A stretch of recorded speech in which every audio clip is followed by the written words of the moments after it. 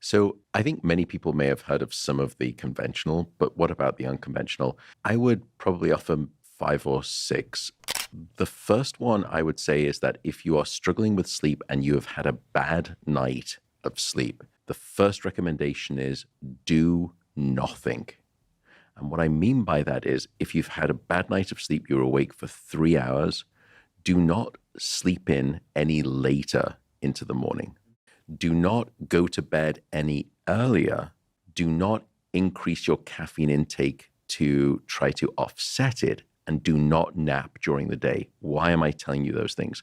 If you wake up later that following morning, your adenosine clock that we've spoken about, this building up of sleepiness that happens when we wake up, is going to start later in the day. So when it comes time for you to fall asleep at what would then be the next night at your normal time, you're not going to feel as sleepy. Why? Because you woke up that much later and you're setting yourself up for failure again. Equally, don't go to bed any earlier. If you have become accustomed and your brain has and your circadian clock has become accustomed to going to bed at a certain time, and hopefully you're doing it regularly, then getting into bed 2 or 3 hours early has the danger, it's not a certainty, but a danger of you then getting into bed and thinking, well, I know I had a bad night of sleep last night, but I still can't fall asleep straight away. So now you're spending another 90 minutes in bed at the beginning because you've gone to bed 90 minutes earlier thinking it's a good idea to compensate. Don't do that either. Hold out, even if you do feel tired. My recommendation would be after that bad night of sleep, hold out for as long as you can, as close to your natural bedtime as possible. Then go to sleep and you will give yourself highest chance of success. Don't overcaffeinate. That's the obvious one. Follow the beautiful Huberman taper. And then obviously try not to compensate with a nap. Why? Because that nap, as happens when we sleep, is going to remove some of that sleepiness, that adenosine. And once again, you get into bed and you're not as sleepy as you would naturally be. So you again go through a bad night because you're struggling to sleep, or you wake up and you can't get back because you've got less weight of sleepiness on your shoulders due to the nap that happened earlier. So I know it's hard, but I would say when the alarm goes off after a bad night, you just think, I do not want to get up. It's been such a rough night. I know it's a short-term gain, but trust me, it's a long-term loss because you're going to then just get into this vicious cycle. So that's the first unconventional tip. I would say that in terms of other things, maybe just to go through them a little more quickly, we've spoken some about a wind down routine. Most people underappreciate the importance of a wind down routine.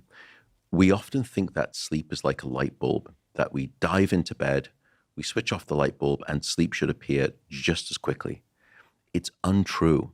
Sleep, in terms of a process, is much more physiologically like trying to land a plane.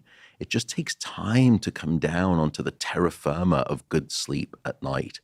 Whatever it is you enjoy as a relaxation method, engage in it. Could be listening to a podcast, could be reading a book, maybe it's a meditation, it's light stretching, maybe whatever it is that you do, just build it into your regimen. You would never, be driving down the road and then pull into your garage at the same 40-mile-an-hour speed.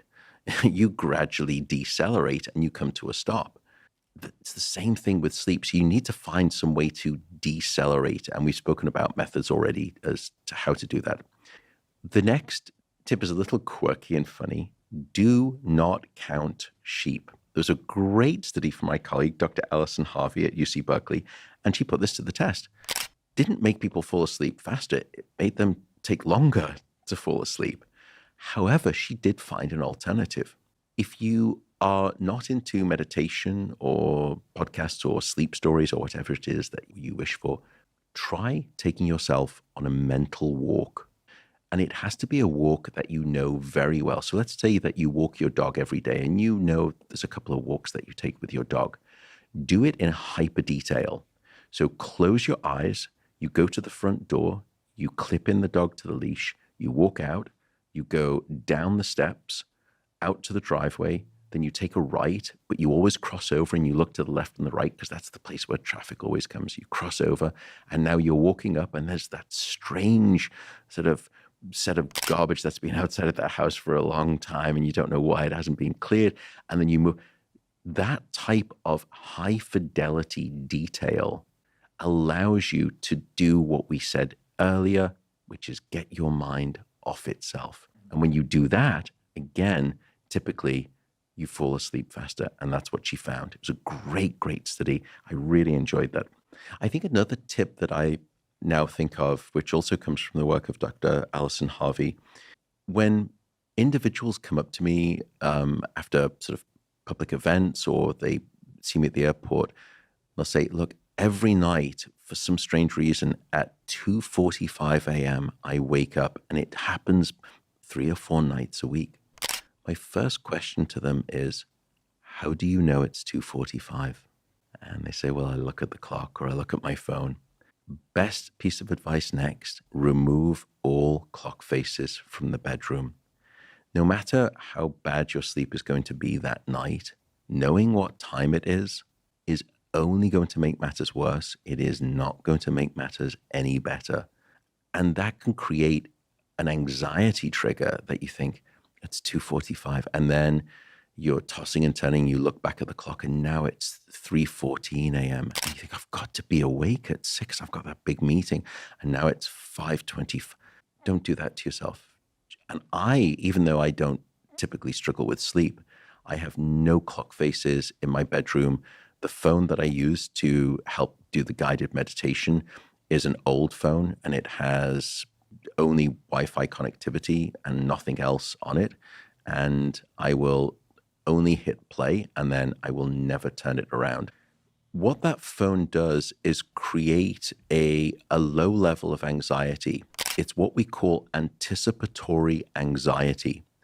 One of the mechanisms separate from that, well, it's related to that. If you look at teen phone use, one of the reasons that they don't sleep very well at night is that they're constantly checking their phones because of FOMO, of fear of missing out. What has gone on as I've been asleep? And it's stunning the data. But for most adults, the other reason I don't like advocating for phone use, when your alarm goes off in the morning, what is the first thing that you do as you're in bed? You swipe right or you unlock your phone and you instantly start checking social media, emails, text messages. And this tsunami of stress and anxiety just floods over you. It hits you like this wall of anxiety. And I bring this up because it again trains your brain for expectation of that. Anticipatory anxiety has a consequence on your sleep, and everyone knows this.